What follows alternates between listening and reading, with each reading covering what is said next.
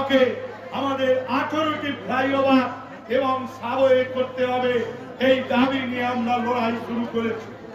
আমরা রেল বোর্ডের চেয়ারম্যানকে জানিয়েছি, আমরা রেলমন্ত্রীকে জানিয়েছি, আমরা ডিআরএম কে জানিয়েছি, আমরা ইস্টার্ন রেলের চেয়ার ম্যানেজারকে জানিয়েছি এবং আমাদের জেলা শাসক ডিএম, এসপি, রাজ্যের মুখ্য সচিব, মুখ্যমন্ত্রী, পরিবহন মন্ত্রী মানুষের এই দুঃখ দুর্দশার কথা আমরা জানিয়েছি যাতে রেলকে ভাবানো যায়।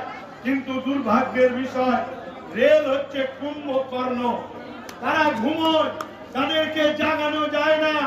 কিন্তু জেনে রাখবেন, কোন আন্দোলন, মানুষের আন্দোলন, মানুষের আওয়াজ, আগামী দিন রেলের কুম্ভকর্ণের ঘুমকে আমরা ভাঙিয়ে দেবো। আগামী দিন এটুকু জেনে রাখবেন।